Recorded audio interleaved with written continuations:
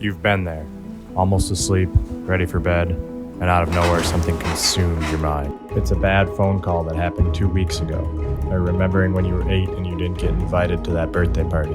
And then you remember that you still owe the Italian mob $10 million. And that's when the insomnia kicks in. You toss and turn, scroll through social media, get a snack, and find yourself watching this guy's forehead at 1 a.m. And at 3 a.m. you're watching these guys on YouTube. What's happening in those moments can usually be contributed to stress. When the mind is under pressure, it releases a hormone called cortisol, which is the same hormone that wakes you up in the morning and makes your heart beat faster. But the interesting part about this is that the correlation between the amount of stress and the reason for the stress is not a 1-to-1 ratio, meaning that something simple like forgetting to take out the trash when you needed to, compared to being in deep with the mob, actually don't release that different levels of cortisol. The relationship between these two examples is actually more linear, meaning that the reason for the stress doesn't really affect the amount of stress that you're feeling, which brings us back to the reason that something so little and so insignificant can make us lose sleep and keep us up through the night. I often find myself going through these different cycles of stress. Sometimes I have every reason in the world to be stressed. I have a lot going on and I should be stressed, and I'm just not. And other times I don't really have any real reasons to be stressed, but I find myself staying up at night and unable to sleep and just way too stressed out about things that really shouldn't be stressing me out. Pretty much every night there's always going to be something that's waiting for us to stress us out and to overwhelm us before we go to bed. I think that people sometimes think that, oh, if I could just have this one thing, or if I just looked like that person, or if I just had a little bit more money, or if I just didn't have this problem, or if I didn't have this health issue, then everything would be okay and I wouldn't be stressed out. And I call this idea the false peak analogy. It's essentially where you're climbing a mountain and you see the next peak and you say, okay, if I can just get there, I'm done, that's it.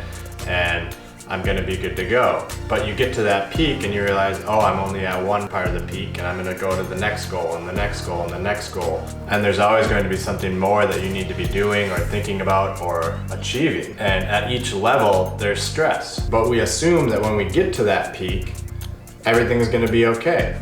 And if I can just get to that peak, I'm gonna be all right. And all of a sudden you turn around and you look at your life and your whole life has been stressed out. And you didn't really enjoy the journey that you were on to get to those goals.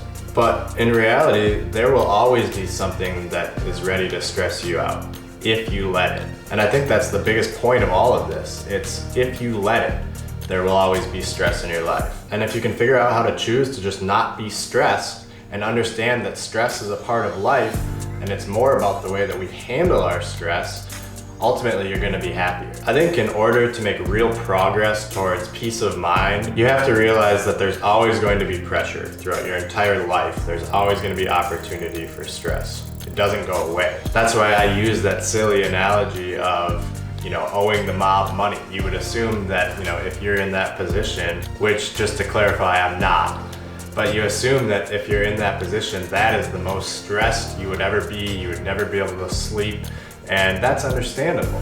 But you also look at things like simply forgetting to take out the trash on garbage night, and those types of things can stress us out. And in reality, it's more about how we approach the problem and the issues in our lives and manage the stress than the actual reason for the stress. What I've found in my life is that there's really 4 things that help me be less stressed and get better sleep at night. And if I do these things consistently, I'm more healthy, I'm happier, and I'm just less stressed. Now, what works for me might not work for everybody else.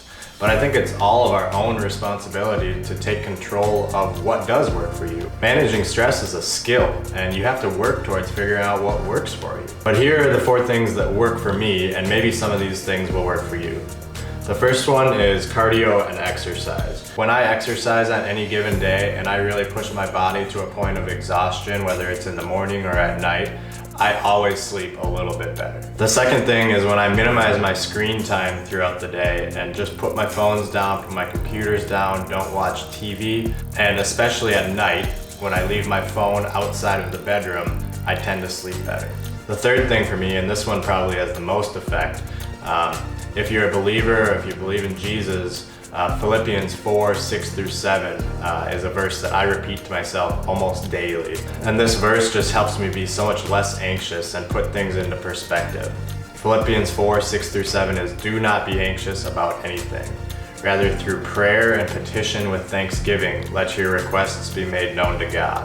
And the peace of God, which surpasses all understanding, will guard your hearts and thoughts forever in Christ Jesus."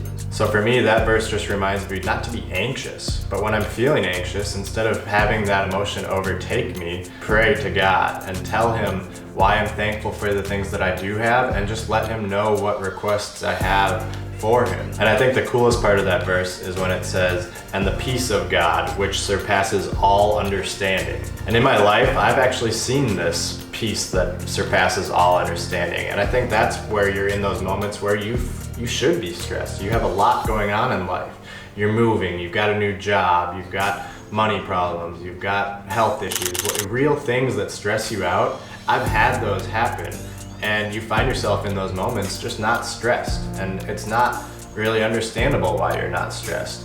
But when you have that relationship with God and you have that peace that surpasses understanding, that is really cool. And that really helps me daily with managing my stress and my anxiety. And the fourth thing I've been doing lately, which is really working, and it's kind of silly, but it works, is I literally just tell myself that I'm not overwhelmed.